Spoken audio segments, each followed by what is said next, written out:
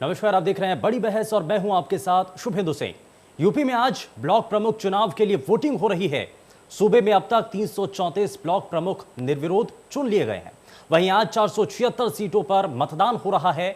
BJP का दावा है कि निर्विरोध चुने गए 349 ब्लॉक प्रमुखों में से 334 ब्लॉक प्रमुख बीजेपी के हैं, बाकी अन्य सपा और निर्दलीय हैं। चुनाव से पहले यूपी के कई जिलों से हिंसा की घटनाएं भी सामने आई थीं। फिलहाल मतदान जारी है, जो दोपहर 3 बजे तक होंगे। मतदान के बाद मतगणना कर देर शाम तक रिजल्ट घोषित किए जाएंगे और आज ब्लॉक प्रमुख चुनाव के लिए वोटिंग हो रही है।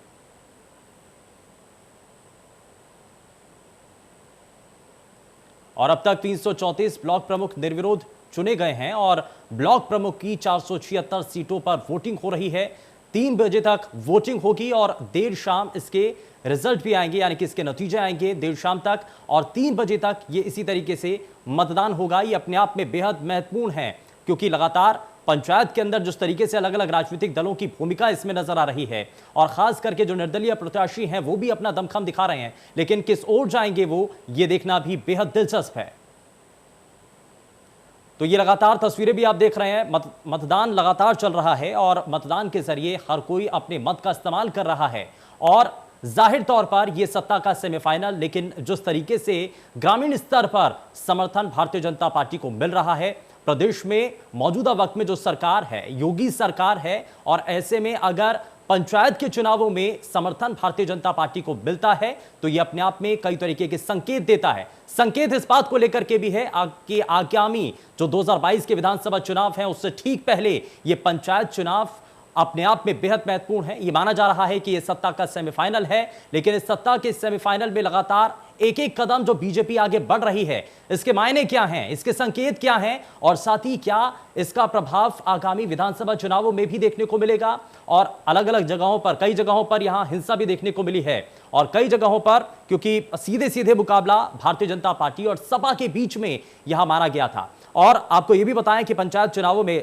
चाहे वो ग्राम प्रधान का चुनाव हो, ग्राम पंचायत सदस्य का चुनाव हो या फिर पंचायत जिला प्रधान का चुनाव हो, इन सभी में जिस तरीके से बीजेपी ने बढ़त बनाई है, एक बड़ा अंतर के साथ जीत हासिल की है, तो यह अपने आप में कई तरीके के संकेत दे रहा है। संकेत ये कि 2022 में क्या एक बार फिर से भारतीय जनता पार्टी का जो जनाधार है वो इसी तरीके से मजबूत रहने वाला है, या फिर जो विपक्षी खेमा है, अलग अलग राजनीतिक दल हैं, वो किसी तरीके से भारतीय जनता पार्टी के इस मंसूबे को नाकामयाब कर पाएंगे। क्या इसमें कोशिश होगी विपक्षी दलों की, क्या उसमें तैयारियां देखने को मिल रही हैं, उन सभी चीजों को लेकर के लगातार ये तस्वीरें भी देख रहे हैं। हालांकि बारिश भी हुई कई जगहों पर, कुछ हद तक आम जनता के लिए परेशानियां जरूर हुई, लेकिन लोगों ने बढ़ चढ़ करके इसमें हिस्सा लिया है और 3 बजे तक ये मतदान यूं ही चलता रहेगा। और आपको बताएं कि अब लगभग 2 घंटे के आसपास और बचे हुए हैं। 2 घंटे से थोड़ा सा कम समय है, दोपहर का वक्त है, गर्मी का मौसम है, लेकिन लोग बिना इस चीज की परवाह किए बिना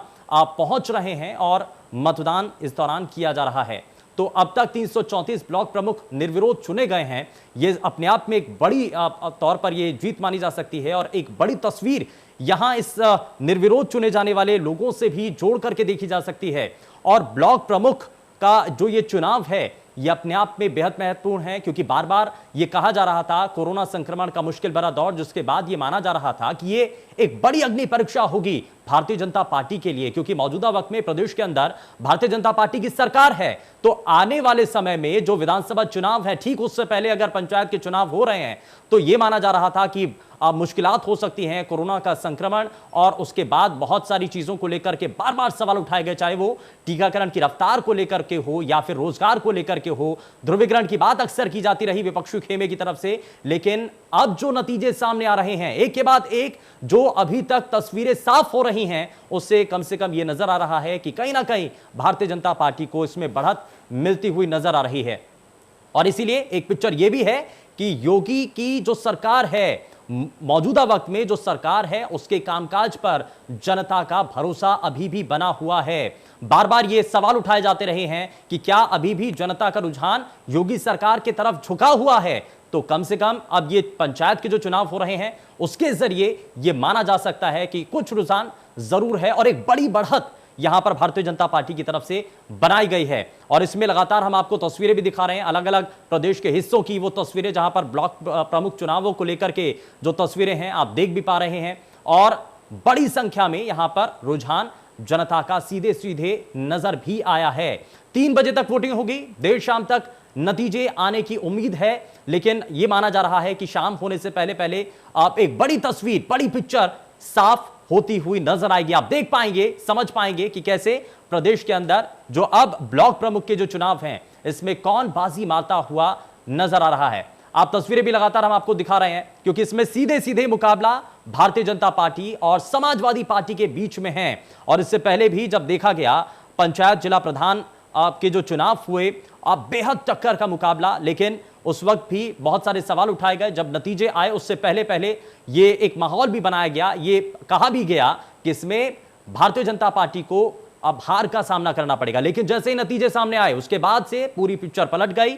75 सीटों में से 67 पर भारतीय जनता पार्टी का कब्जा इस दौरान देखने को मिला। तो यह अपने आप में एक बड़ी जीत के तौर पर इसको देखा जा रहा है। और इसको हम इस लिहाज से भी देख रहे हैं महत्वपूर्ण, क्योंकि आगामी विधानसभा चुनाव जो कि 2022 में उत्तर प्रदेश के अंदर होने हैं, ठीक उससे पहले पंचायत के ये चुनाव कई तरीके के संकेत लेकर आए हैं। संकेत इस बात को लेकर के हैं कि जनता का रुझान अभी भी क्या योगी सरकार की तरफ है, और योगी सरकार लगातार जिस तरीके से प्रदेश के अंदर काम करती रही है, क्या ग्रामीण अंचल में भी लोग आज उनके साथ बने हुए हैं, जुड़े हुए हैं। और इसी को लेकर के ये बड़ी तस्वीर आप अपनी टीवी स्क्रीन पर देख रहे हैं। और अब तक 334 ब्लॉक प्रमुख निर्विरोध चुने गए हैं। 3 बजे तक वोटिंग होगी, देर शाम इस पूरे आप चुनाव को लेकर की पिक्चर साफ हो पाएगी, नतीजे सामने होंगे। ब्लॉक प्रमुख पद पर 1710 प्रत्याशी, लेकिन ब्लॉक प्रमुख की कई चीजें, क्योंकि यहां पर 476 सीटों पर वोटिंग इस वक्त की जा रही है, और ये 476 सीटें अपने आप में महत्वपूर्ण हैं, और ये बताने के लिए काफी हैं, और इसके नतीजे बताने के लिए काफी होंगे कि आगामी विधानसभा चुनावों की पिक्चर क्या होने वाली है, तस्वीर क्या होने वाली है। और उसी तस्वीर को हम यहां चर्चा भी करेंगे, समझने की कोशिश करेंगे कि अलग अलग राजनीतिक दल जिनकी भूमिका है, माना जा रहा है, और अक्सर यह कहा भी जाता है विपक्षी खेमे की तरफ से कि भारतीय जनता पार्टी शहरी इलाकों की पार्टी है, ग्रामीण अंचल में उतना प्रभाव नहीं पड़ेगा। और इससे पहले के जो चुनाव रहे, विधानसभा के चुनाव, उसमें माना गया कि प्रधानमंत्री नरेंद्र मोदी का चेहरा दिखा करके जीत हासिल की गई, लेकिन आज परिस्थितियां वो नहीं होंगी। लेकिन अब धीरे धीरे जो ग्रामीण अंचल से भी, ग्राम पंचायतों से भी जो तस्वीरें सामने आ रही हैं, वो बहुत कुछ साफ करती हुई नजर आ रही हैं। ये बताती हुई नजर आ रही हैं कि रुझान आज भी भारतीय जनता पार्टी की तरफ कहीं ना कहीं जनता का बना हुआ है, खास करके ग्रामीण अंचल में भी। तो वोटिंग लगातार की जा रही है, और उसको लेकर के लगातार हर पल की अपडेट इंडिया न्यूज आप तक पहुंचाएगा। और अभी तक की तस्वीरें आप अपनी टीवी स्क्रीन पर देख पा रहे हैं। 3 बजे तक वोटिंग होगी, लगातार हम आपको बता रहे हैं, और देर शाम तक नतीजे आएंगे। कुल मिलाकर के अब तक 334 ब्लॉक प्रमुख निर्विरोध चुने भी गए हैं, जहां पर कोई मुकाबला नहीं रहा, कोई सामने प्रतिद्वंदी नहीं रहा। 334 ऐसी सीटें रहीं जहां पर सीधे सीधे चयन हो गया है, निर्वाचन हो चुका है निर्विरोध। लेकिन ऐसे में 476 सीटों का यह खेल बहुत महत्वपूर्ण है। आपको समझना भी होगा कि जो ग्राम पंचायतों की सियासत है वो किस तरीके से यहां देखने को मिल रही है। हालांकि कई जगहों पर यहां आप तस्वीरें ऐसी भी देखने को मिली जहां कहा गया कि आमने सामने भारतीय जनता पार्टी के जो कार्यकर्ता हैं वो और समाजवादी पार्टी के कार्यकर्ताओं के बीच में टकराव देखने को मिला। हमीरपुर में मतदान को लेकर के सपा और भाजपा कार्यकर्ताओं में मारपीट हुई, पत्थर चले, और ये इसको लेकर के सवाल जरूर उठे हैं। लेकिन इन सभी चीजों को लेकर के हम आपको तस्वीरें दिखाएंगे, लेकिन उससे पहले आपको बताएं कि एक खास पैनल हमारे साथ कार्यक्रम में जुड़ चुका है। आपको उनसे मिलवाएंगे, तारुफ आपका करवाएंगे उनसे, लेकिन उससे पहले बता दें कि ये पूरी तस्वीरें हैं, और लगातार इन तस्वीरों के जरिए आप देख भी पा रहे हैं, समझ भी पा रहे हैं कि मौजूदा वक्त में हाल क्या हैं, और किस तरीके से अब वोटिंग खत्म होने के बाद शाम को जब नतीजे आएंगे तो पूरी पिक्चर साफ हो पाएगी। चलिए जरा आगे बढ़ेंगे और आपको सभी खास मेहमानों से मिलवाएंगे। महामेधा नागर हमारे साथ भारतीय जनता पार्टी से प्रवक्ता जुड़ चुकी हैं। महामेधा जी बहुत स्वागत है। बाकी मेहमानों से भी तारुफ कराएंगे आपका, लेकिन उससे पहले मैं जरा जल्दी से एक रिएक्शन महामेधा जी आपसे लेना चाह रहा हूं। आज की जो पिक्चर है, इससे पहले की जो तस्वीर सामने आई है, क्या आपको लगता है कि भारतीय जनता पार्टी, बार बार अक्सर यह कहा जाता रहा कि शहरी पार्टी है, शहरों में एक दबदबा माना जा सकता है, लेकिन ग्रामीण अंचल में कमोवेश ऐसे हालात नहीं नजर आएंगे, लेकिन जो पंचायतों के चुनाव हैं उनके नतीजे से पहले जो देखने को मिले उससे कुछ हद तक तो बदलाव नजर आता है।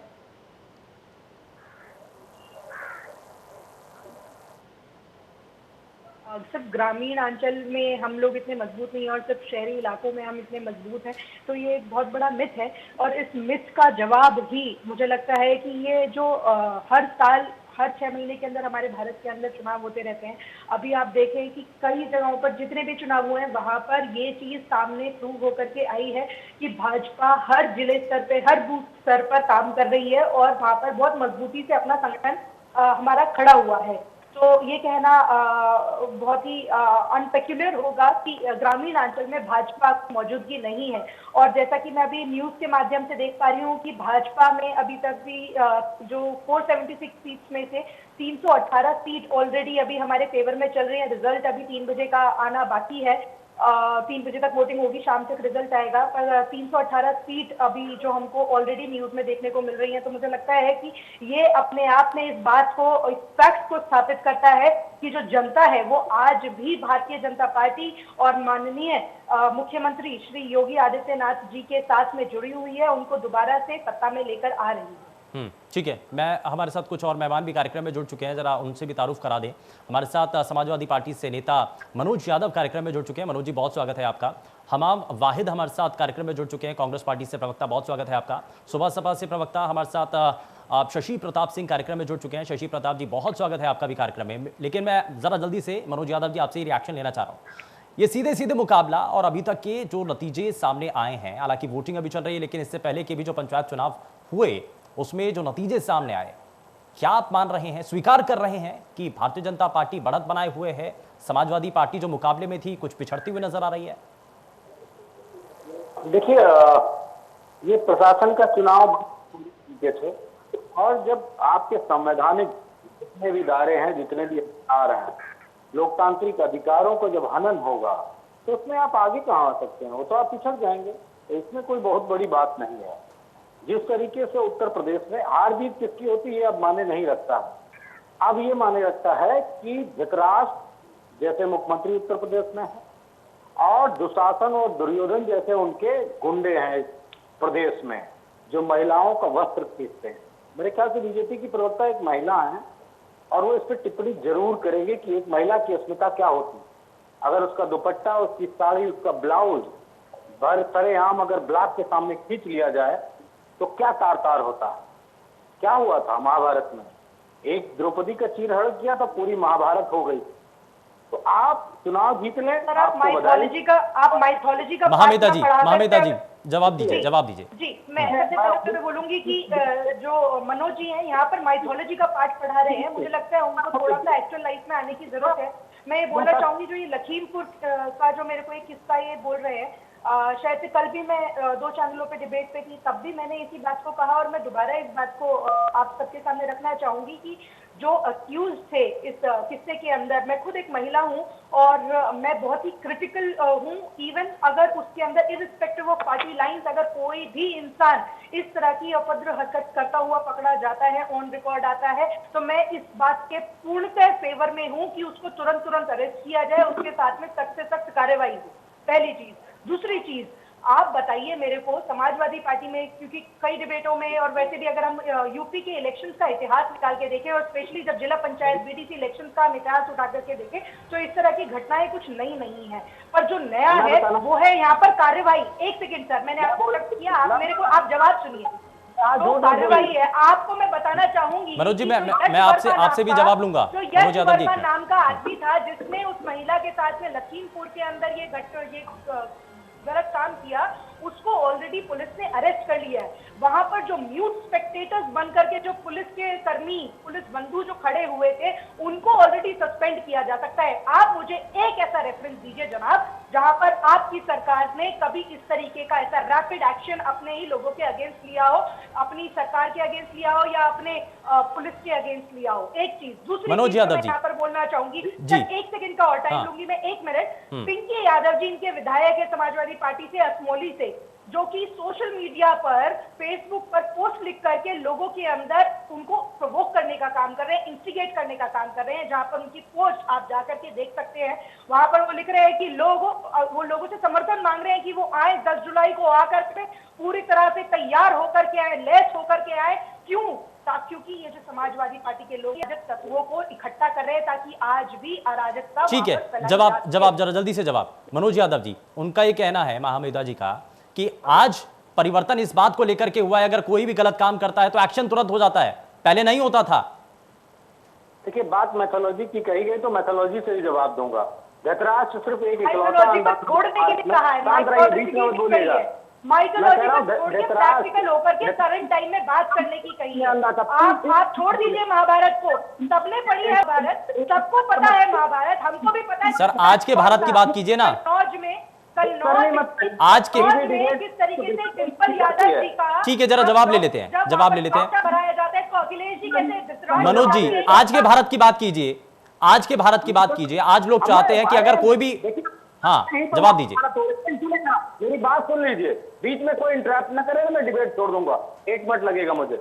नहीं मनोज जी, आप हाँ अपनी बात रखिए। मैं कह रहा हूँ इकलौता अंधा था महाभारत में, तो सबके आंखें, तो योगी आदित्यनाथ के अलावा सबके आंखें हैं। उत्तर प्रदेश के सभी कार्यकर्ताओं नेताओं को बीजेपी की क्या वीडियो फुटेज दिख नहीं रहा कि बम चलाए जा रहे हैं, गोली चलाए जा रहे हैं, लोगों का अपहरण किया जा रहा है। अब एक घटना से केंद्रित होकर इस तरह की बात नहीं, तो महिलाओं के सम्मान को लेकर इस बात को कहे।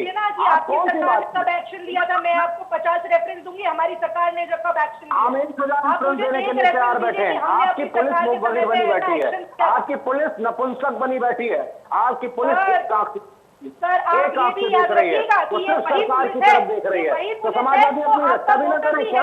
ये वही पुलिस। सर, इसमें टारगेट पुलिस को क्यों बनाया जा रहा है ना? आप पुलिस तो अपना काम कर रही है। पुलिस अगर अपना काम कर रही तो फिर एक तरफा है। अगर समाजवादी के लोगों का अपहरण हो रहा है पुलिस के सामने तो पुलिस खामोश बैठी है, अगर कांग्रेस के लोगों का अपहरण हो रहा है तो पुलिस खामोश बैठी है, अगर किसी का पर्चा फाड़ा जा रहा है तो पुलिस खामोश बैठी है। अध्यक्ष थे माता प्रसाद पांडे, उनके सामने। सर, आप क्या चाहते हैं, क्या चाहते हैं? देखिए, शिकायत दर्ज हो चुकी है, यही तो महामेधा जी कह रही हैं कि शिकायत दर्ज हुई है, और ऐसे मामले अगर किसी भी तरीके से कोई भी घटना होती है तो शिकायत दर्ज होने के बाद कानूनी प्रक्रियाएं होती हैं, उसी के तहत तो कार्रवाई होगी ना। पुलिस सस्पेंड किए गए, कितनी जगह तक गोले, कितनी जगह लखीमपुर खेड़ी के अंदर मैं बता रही हूँ आपको 9 अफसर सस्पेंड हो चुके हैं। सिर्फ मैं आपको, आपने एक रेफरेंस दिया, वहाँ पर 9 लोग ऑलरेडी सस्पेंड हो चुके हैं। आप बताइए, आज तक आपने इतिहास में कभी एक रेफरेंस दीजिए ना, एक रेफरेंस तो दे दीजिए जनाब। 100 भूले बिसरे आपको 100 घटना याद आ जाएगी। सुनो, है जो महिलाओं के सम्मान, इस बात का तो मत नहीं है सर। कहना चाह रहे हैं आप, क्या कहना चाहते होता है? अगर उनको पता होता तो निश्चित तौर पर मनोज यादव जी, लोगों को संरक्षण नहीं, इस तरीके से नहीं। समाजवादी पार्टी करता है। तमाम वाहिद, ये टीका है, आप तो पहले से ही बैकफुट पर है। शशि प्रताप जी, आता हूं आपके पास। यही दावा था, ये जो माहौल और उसी का नजरिए से आज पहले पंचायत चुनाव में इन्होंने चुनाव में वही चीज दोहरा रहे हैं कि भारतीय जनता पार्टी को मुबारक हो। कांग्रेस पार्टी निष्पक्ष चुनाव, ये पूरा जो चुनाव किया विगत वर्षों में जो जनता ने भारतीय जनता सेमीफाइनल के अंदर तो आप मैदान में नहीं उतरे।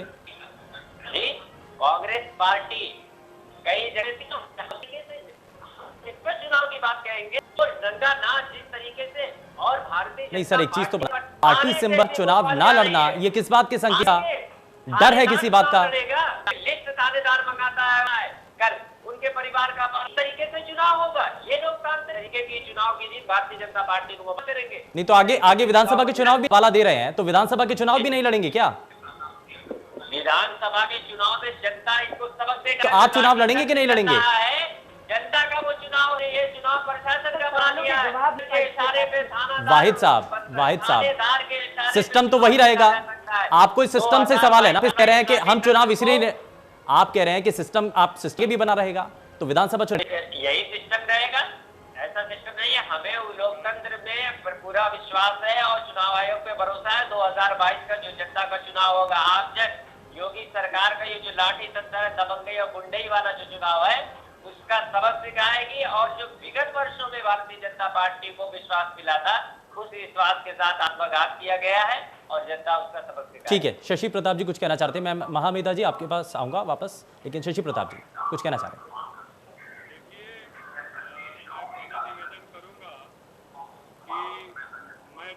सुन रहा था, कोई हमें इंटरप्ट नहीं करेगा। जी। भारतीय जनता पार्टी अटल बिहारी वाजपेयी जी के बाद भारतीय जनता पार्टी नहीं रह गई है।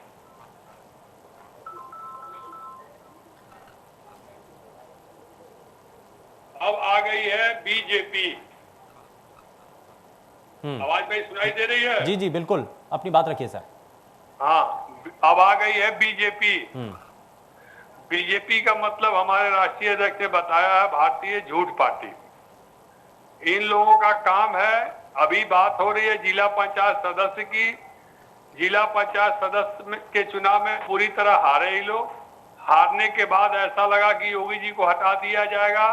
तब योगी जी ने अपने पुलिस प्रशासन को टाइट किया और कहा कि देखो, जिला पंचायत सदस्य का चुनाव हारे हैं, लेकिन जिला पंचायत अध्यक्ष का चुनाव किसी भी कीमत पर हम नहीं हारेंगे। छल बल कल धन बंदूक गोली मुकदमा जो भी तुमको करना करो, लेकिन हमको जिला पंचायत के अध्यक्ष का चुनाव सबसे ज्यादा जीतना है। अब आ गया ब्लॉक का चुनाव।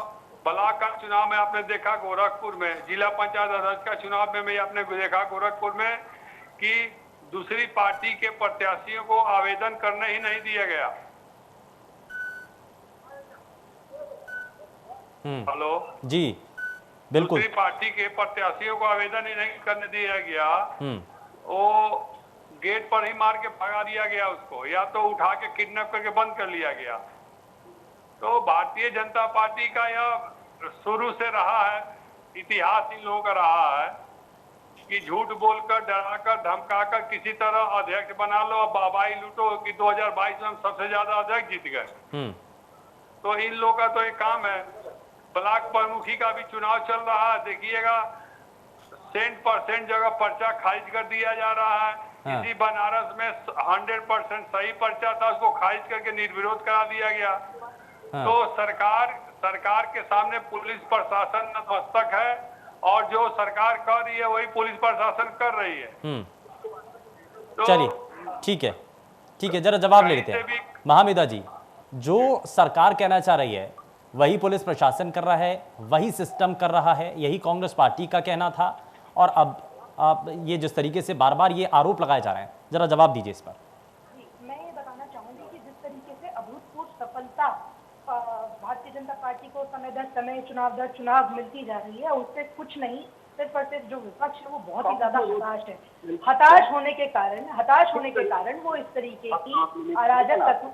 कितने सदस्य आपके जीते थे जिला पंचायत के? कितने सदस्य जीते? सर आप रुकेंगे, मैंने आपको इंटरप्ट नहीं कर रही हूँ, आप मेरे को बोलने दें, आपसे बात करूंगी, ठीक है? आपके लिए भी मेरे पास में बहुत प्रश्न है। मैं यहाँ पर बोल रही हूँ कि जो अभी विपक्ष है वो इतना हताश है कि कितने सदस्य थे? शिवपुर विधानसभा में के जो मंत्री हैं उन्होंने कि जिला पंचायत का सदस्य नहीं जिता पाया। आप दोनों लोग बोल रहे हैं, मैं अपनी बात बोलती हूँ, फिर उसके बाद में आप लोग बोल लीजिएगा। मैं आपसे बस ये बोलना चाहूंगी, और ये जो मनोज जी इंटरप्ट कर रहे हैं, मैं इनसे एक प्रश्न पूछना ठीक है, चाहूंगी। मैं एक एक करके, मनोज जी, शशि जी आपने अपनी बात रख ली है, शशि प्रताप जी आपने आपने अपना पॉइंट रखा है, जरा जवाब ले लीजिए। आपने सवाल उठाया, जरा जवाब ले लीजिए। महामिदा जी, हत्या करने की मिसाल जो है वो खुद अखिलेश जी ने सेट करी है प्रदेश के अंदर। अब बात कीजिए कन्नौज की, जिस टाइम पर वो अखिलेश जी सीएम हुआ करते थे, उनकी वाइफ श्रीमती डिम्पल यादव जी जब चुनाव लड़ रही थी तो उन्होंने वहां पर क्या किया था? वहां पर जो ब्लॉक प्रमुखी लड़ रहे थे उन कैंडिडेट के पर्चे खुद उन्होंने खड़े होकर के वहां पे सीएम होते हुए उन्होंने वहां पे पर्चे फाड़े थे। आप जवाब दीजिएगा। दूसरी चीज, मैं 27 फरवरी 2006 का एक किस्सा आपको कोट कर रही हूँ। 27 फरवरी 2006 का एक किस्सा कोट करती हूँ जहाँ पे शिव प्रसाद यादव की पूर्व विधायक है। ठीक है, मैं जरा महामिदा जी, मैं वापस लौटता हूँ मैं जरा वापस लौटता हूँ। सभी मेहमानों को मैं जरा 1 मिनट के लिए रुकना चाहता हूँ। एक सुर्खियों का इस वक्त रुक कर लेते हैं, जरा इस वक्त की सुर्खियों का रुक। बड़ी खबर के प्रस्तुत करता है न्यूट्रियम सोया बड़ी, प्रोटीन से भरपूर न्यूट्रियम सोया बड़ी, स्वाद भी सेहत भी। सह प्रायोजक doctor ortho Ayurvedic oil and capsule, जोड़ों के दर्द की बेजोड़ दवा, और पेट सफा आयुर्वेदिक चूर्ण, पेट सफा तो हर रोग दफा। यूपी जनसंख्या विधेयक का ड्राफ्ट तैयार, 2 से अधिक बच्चे वालों की सुविधाओं में कटौती, कल योगी सरकार नई जनसंख्या नीति करेगी जारी।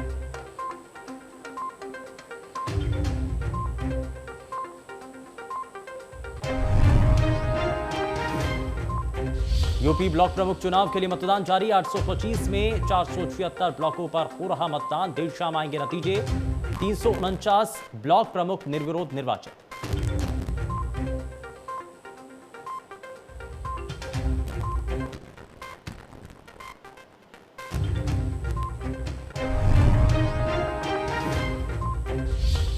ओवैसी के दरगाह पहुंचने के बाद गरमाई राजनीति। राजभर समाज को एकजुट करने बहराइच पहुंचेंगे अनिल राजभर। महाराजा सुहेलदेव स्मारक स्थल का करेंगे स्थलीय निरीक्षण।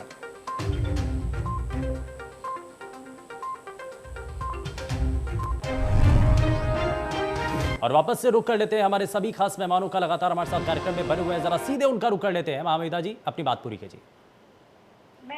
मैंने बताया कि किस तरीके से खुद अखिलेश जी ने सीएम रहते हुए डिम्पल यादव जब चुनाव लड़ रही थी तो उनके ऑपोजिट जो कैंडिडेट थे, फिर रुक जाइए, उनके ऑपोजिट जो मनोज जी जरा सुन तो लीजिए, सुन लीजिए, आपको भी मौका मिलेगा पूरा।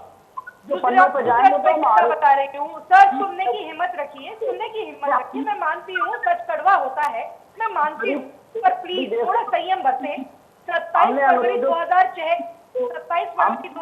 को जब शिव प्रसाद यादव जो कि पूर्व मनोज जी ब्लॉक प्रमुख का चुनाव मनोज जी, महामेधा जी एक महिला है, कम से कम इस बात के लिए तो आप सुन तो लीजिए, कम से कम उनको अपनी बात तो रखने दीजिए।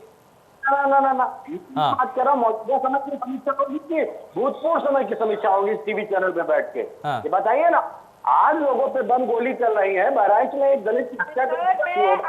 मैं आपको बस आईना दिखा रही हूँ, आप थोड़ा संयम तो बरतें। नहीं, आईना तो देखिए, 1 मिनट का समय तो दें, एक से दूसरा मिनट नहीं लूंगी, सुनिए तो सही। मनोज जी जरा 1 मिनट, ठीक है। मनोज यादव जी ब्लॉक प्रमुख चुनाव लड़ रहे थे, उनको जेल भेज दिया जाता है। समाजवादी पार्टी जब उस टाइम पर मुलायम जी सीएम थे, उस टाइम की बात कर रही हैं आप? मैं 27 फरवरी 2006 की बात कर रही हूँ। आप शांति से बात कीजिए। मैं आपको बोल रही हूँ, उनको जेल भेज दिया जाता है, उनके ऊपर उनसे राजपाल लगा दी जाती है। 4.5 महीने तक उनको जेल में चढ़ाया जाता है। शिव प्रसाद यादव जी को, बच्चों को अफवाह लगा दी थी आपकी सरकार ने, पता है हमें। चलिए ठीक है, मैं जरा जवाब लेता हूं। मनोज यादव जी, आज की परिस्थितियों को लेकर के आप सवाल उठा रहे हैं, लेकिन महामेधा जी ये कह रही हैं कि ये तो परिपाटी चली आ रही है, चुनाव होते थे, ये तो अब बहुत कम ऐसे मामले हैं जो कि अब सामने आ रहे हैं, लेकिन व्यवस्थित चुनाव किया जा रहा है। लेकिन पहले तो अक्सर ही ऐसे देखा जाता था, मारपीट होती थी, गोलीबारी होती थी। देखिए, यही बात तो कहना चाह रहा हूं, बीजेपी किस तरह सरकार में आई थी। बीजेपी इस तरह आई थी सरकार में कि हम इस सरकार से इतर सरकार देंगे, हम इनकी तरह जो तमाम सारी चीजें हम पे आरोप गुंडों से लेके और हर चीज का, इससे बेहतरीन सरकार देंगे, जहां शुचिता की बात होगी, संस्कृति, जहां अपराध रहित आप मान रहे हैं कि आप गुंडागर्दी की, इस बात तो यही रिजल्ट निकलता है ना जो आप कह रहे हैं, यही कंक्लूजन है। आपने किया क्या? आप मान रहे हैं कि आपने गुंडागर्दी की, आपने अराजकता फैलाई, आपने लोकतंत्र की हत्या करी, आप मान रहे हैं ना? गुंडाई की पराकाष्ठा। अरे बीजेपी के गुंडे छोड़ो तो योगी यादव, फिर बोलिए, दूसरी बात बोलिए, फिर मैं जवाब दूंगी। इसलिए करता हूँ, एक घटनाश था, एक दुर्योधन था, एक दुशासन था। मान लिया ना, चलिए मेरे को इस बात की संतुष्टि है कि आखिरकार आपने आज मान लिया। चलिए ठीक है, मैं थोड़ा सा आगे बढ़ रहा हूँ, महामेधा जी 1 मिनट जरा। मनोज जी जरा जल्दी से रिएक्शन देखिए। हाँ, आपने तो उत्तर प्रदेश में ये जनता देख रही है, नंबर का नाच, कोई महिला नहीं, बीजेपी की किसी महिला को शर्म नहीं आती है कि उत्तर प्रदेश की महिलाओं के साथ क्या हो रहा है, लोगों के साथ क्या हो रहा है। वो तो शुभेंदु जी, आई एम सॉरी। नहीं, एक मिनट अगर ये इस तरह की लैंग्वेज यूज करेंगे, मनोज जी देखिए, संयमित भाषा में, आपको प्रदेश की जनता भी देख रही है, देश की जनता सुन रही है, संयमित भाषा में प्लीज संयमित भाषा में। शशि प्रताप, ठीक है मनोज जी 1 मिनट, मैं जरा थोड़ा सा आगे बढ़ता हूं। शशि प्रताप सिंह, अब अलग अलग राजनीतिक दल ये कोशिश कर रहे हैं, सर आपको मैं पॉइंट रखने के लिए मौका दे रहा हूं ना सर, ठीक है, मैं थोड़ा सा आगे बढ़ता हूं। शशि प्रताप सिंह, अलग अलग राजनीतिक दल अपनी जमीन तलाश रहे हैं, कोशिश कर रहे हैं कि अगले जो विधानसभा चुनाव हो उसमें उनकी अपनी अलग भूमिका हो, मजबूती के साथ वो जनता के बीच जा सके। आपको लगता है कि इसके लिए आपका जो दल है वो योगी का जो या किला जो पूरे प्रदेश के अंदर बन चुका है, लगातार एक के बाद एक जो चुनावी नतीजे मजबूती के साथ आगे लड़ने का एक मौका नजर आता है, आपकी पार्टी की स्थिति वहां पर नजर। देखिए, भागीदारी संकल्प मोर्चा माननीय ओम प्रकाश राजभर जी ने बनाया है, उसमें 10 दल हैं हमारे पास, उसी में ओवैसी जी की पार्टी भी इस गठबंधन में शामिल है। जहां तक आपने कहा कि योगी जी ने उत्तर प्रदेश में किला बना लिया है, तो आप मुझे लगता है कि आपको जानकारी नहीं है कि योगी जी ने किला नहीं बनाया है। सर मैं तो नतीजों के आधार पर बात कर रहा हूं। गरीबों के पेट में कील ठोक दिया है। योगी जी को भूलना नहीं चाहिए कि कोरोना के काल में 1500 किलोमीटर दूर से लोग पैदल चल के आए, वो लोग भूले नहीं हैं। आज भी किसान 1 साल होने जा रहा आंदोलन कर रहा है, सबसे ज्यादा बेरोजगारी बढ़ी तो योगी जी। सर राजनीतिक संकट तो आपकी पार्टी के ऊपर नजर आता है, आपको ओवैसी के साथ गठबंधन करना पड़ रहा है, आप अकेले अपने दम पर चुनाव नहीं लड़ना चाह रहे हैं, आप गठबंधन करके आना चाह रहे हैं। सुनिए, कोई बीजेपी क्या बिना गठबंधन के चुनाव लड़ रही है क्या? नहीं, बीजेपी का अगर केंद्र में देखा जाए, केंद्र में जो सरकार बनी है उसमें 40 पार्टियों का गठबंधन है, आप देख लीजिए पूरे देश का। और उत्तर प्रदेश में देखेंगे तो आज भी योगी जी 3-4 पार्टियों से गठबंधन किए हुए हैं। तो आपका जो गठबंधन है वो कामयाब होगा प्रदेश में? हमारा गठबंधन 2 साल पहले बना है, भागीदारी संकल्प मोर्चा, और भागीदारी संकल्प मोर्चा अकेले ओम प्रकाश राजभर ने बनाया, बाद में उसमें 10 पार्टियां आई, और भी हमारी दरवाजा खुली हुई है। जो भी भागीदारी संकल्प मोर्चा के नीति और सिद्धांत को अच्छा मानेगा वो आएगा। हमारी लड़ाई होगी शिक्षा पे, चिकित्सा पे, रोजगारी पे, नौकरी पे, आवास पर, गरीबों के राशन पर, राशन कार्ड पर। मैं इसको चुनाव लड़ूंगा, न किसी जात पात पर लड़ूंगा, न मंदिर मस्जिद पर लड़ूंगा, न हिंदुस्तान पाकिस्तान पर लड़ूंगा। भारतीय जनता पार्टी के जितने भी प्रवक्ता हैं उनको रटाकर भेजा जाता है कि जाओ वहां पर, केवल डिबेट में हिंदू मुसलमान, मंदिर मस्जिद, हिंदुस्तान पाकिस्तान नहीं, हिंदू मुस्लिम कहाँ हुआ सर? कोई बात जानते हो? कौन कह रहा है हिंदू मुस्लिम? किसने कहा? आपका तो आधार ही आपने तो नहीं, किसने कहा हिंदू मुस्लिम? सिर्फ हिंदू मुसलमान पे निर्भर है। मैंने एक बार अगर जिक्र किया हो तो आप मुझे बताइएगा, मैं आपको ओपन चैलेंज देती हूँ। आपका पूरा गठबंधन, आपका पूरा अस्तित्व हिंदू मुसलमान की राजनीति पे निर्भर करता है। ठीक है, मैं जरा मनोज यादव जी, ठीक है, हिंदू मुसलमान का नहीं है।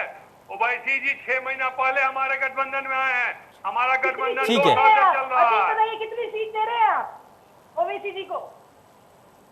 ठीक है, वो तो उनका खैर आंतरिक मामला है, खैर छोड़ दीजिए, ठीक है। एक राष्ट्रीय लेवल के नेता है, उनकी राजनीतिक मनोज यादव जी, तो यानी कि कॉम्प्रोमाइज आपको करना पड़ेगा, गठबंधन किया हूँ, आपको कॉम्प्रोमाइज करना पड़ेगा, यानी कि नहीं किया हूँ। शशि प्रताप सिंह जी, यानी कि आपको कॉम्प्रोमाइज करना पड़ जाएगा इस चुनाव में। 1 मिनट बोलने दीजिए। अभी केंद्र में मंत्री 7 मंत्री बनाए गए हैं, जाति के आधार पर मंत्री बनाए गए हैं, उनकी वरीयता के आधार पर मंत्री नहीं बनाया गया। इनको डर है कि उत्तर प्रदेश में अगर लोधी समाज को नहीं जोड़ेंगे तो हमारी खत्म हो जाएगी। और आज भी भारतीय जनता पार्टी लड़ाई से कि ओम प्रकाश राजभर को किसी तरह अपने दल में ले लो, यही भारतीय जनता पार्टी है। 14 साल से उत्तर प्रदेश में अपना मुंह नहीं दिखा पा रही थी। 2017 में जब ओम प्रकाश राजभर जी ने इनको आशीर्वाद दिया, तब जाकर लोग सरकार में आए। कैसे भूल जाते हैं जनाब? और आपसे तो मैं बहुत ज्यादा उम्मीद करती भी नहीं हूँ, माफी चाहूंगी। जो आप अपने खुद के लोगों के, अपने आदर्शों के सगे नहीं हुए, महाराजा सुहेलदेव के सगे नहीं हुए, आप जनता के अरे हमारे राजा सुहेलदेव जी आदर्श हैं और जीवन भर आदर्श रहेंगे। तभी आपके प्रधानमंत्री जी जो देश के बड़े नेता बनते हैं, अजमेर शरीफ पर चादर भेजवा के चढ़वाते हैं। आपके बीजेपी के बड़े बड़े नेता हाजी अली मुंबई में जाकर माथा टेकते हैं, उसी की दरगाह पे जाकर कश्मीर में जाकर बहन से हाथ मिलाते हैं, एक कुर्सी पर बैठते हैं, बगल में बैठते हैं और सरकार चलाते हैं। क्या बात करेंगे आप लोग हम लोग से? आपने राजनीति ओम प्रकाश, चलिए मुझे माफी के साथ सभी को रुकना पड़ेगा, समय ज्यादा इजाजत नहीं देता आगे बढ़ने के लिए।